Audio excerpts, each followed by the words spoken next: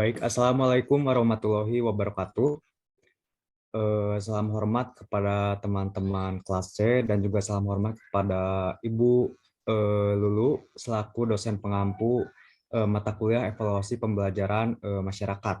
Di sini kami kelompok 2 akan membahas terkait evaluasi pemberdayaan pada pendidikan PAUD, di mana kelompok 2 sendiri terdiri dari 5 orang. Yang pertama ada Meli Yulianti, yang kedua ada Dede Rizkia Alamsyah, yang ketiga ada Rizkia Zakia Septiani, yang keempat ada Muhammad Reki Abdul Jabbar, dan yang kelima ada saya sendiri, Rizky Akbar Maulana. Tanpa membuang waktu lagi, kita akan langsung mulai saja ke materi selanjutnya. Ke materi pertama, di mana materi pertama ini akan menjelaskan terkait pengertian evaluasi. Kepada saudara Reki, saya persilahkan.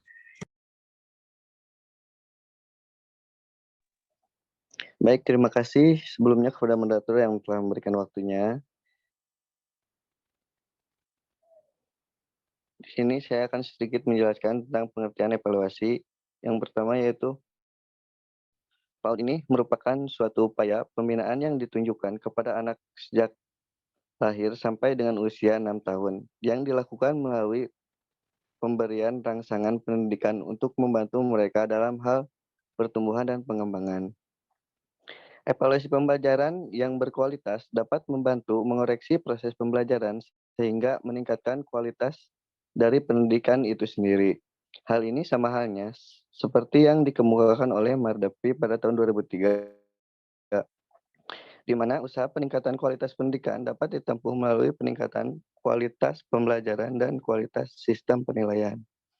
Ada pula permasalahan yang dikemukakan oleh Jalal pada tahun 2012, di mana peran terberat pemerintah dan lembaga PAUD saat ini adalah melatih guru-guru PAUD dan memastikan guru tersebut memiliki kemampuan sehingga dimanapun dan apapun bentuk satuan pendidikannya, guru tersebut harus dapat menguasai prinsip-prinsip dasarnya. Permasalahan tersebut menimbulkan evaluasi terhadap implementasi standar PAUD, yang dimana penting untuk dilakukan untuk mengetahui sejauh mana efektivitas dari standar tersebut. Baik, mungkin segitu dari saya kembalikan kepada moderator. Baik, terima kasih kepada saudara Reki atas penyampaian materinya. Materi selanjutnya akan disampaikan oleh saudari Mary yang akan menjelaskan terkait tujuan dan fungsi evaluasi. Pada saudari Mary, saya persilakan. Oke, baik. Terima kasih kepada moderator atas waktunya. Untuk materi yang selanjutnya mengenai tujuan dan fungsi evaluasi pendidikan anak usia dini. Dalam Peraturan Pemerintah Nomor 17 Tahun 2010, bahwa pendidikan anak usia dini memiliki fungsi untuk membina, menumbuhkan, dan mengembangkan seluruh potensi anak usia dini secara optimal untuk terbentuknya perilaku dan kemampuan dasar sesuai dengan tahap perkembangan dalam memasuki jenjang pendidikan selanjutnya.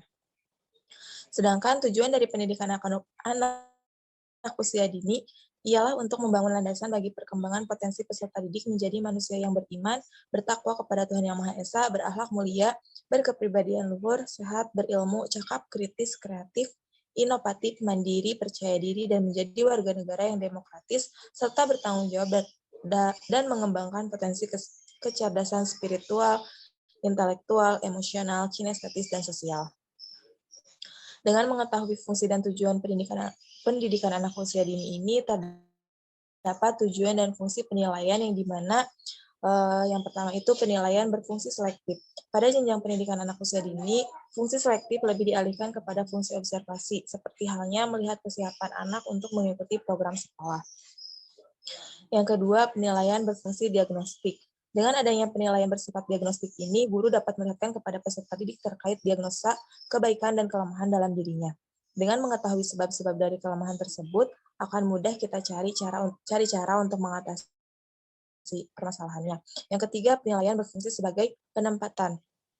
Dari mulai sejak lahir, setiap orang memiliki bakatnya masing-masing, sehingga dalam suatu pembelajaran, peserta didik dapat lebih efektif apabila disesuaikan dengan pembawaan karakter yang mereka miliki.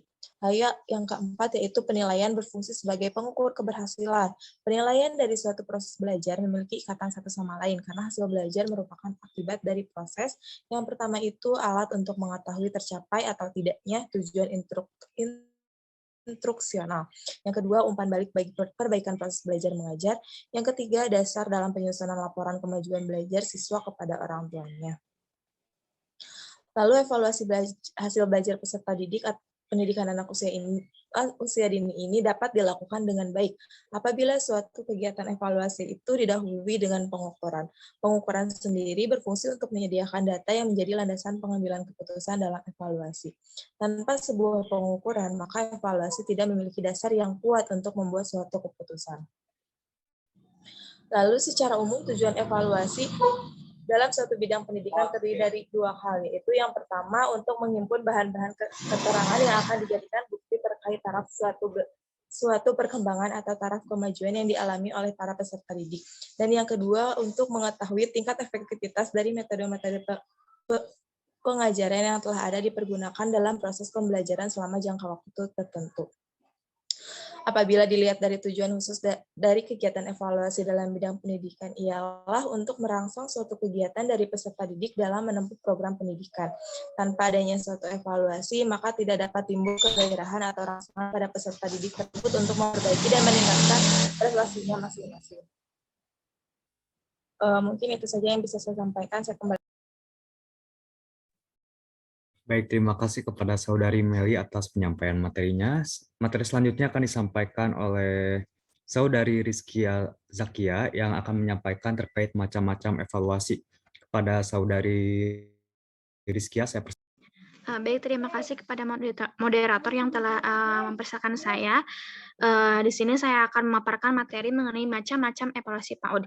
Nah, terdapat beberapa macam yang dapat digunakan untuk membantu menelaah terkait kinerja pembelajaran PAUD. Di antaranya yaitu pengamatan atau observasi. Nah, pengamatan merupakan suatu tindakan yang dilakukan oleh pendidik dengan mengamati peserta didik dalam mendapatkan berbagai informasi atau data terkait perkembangan dan masalah pada anak.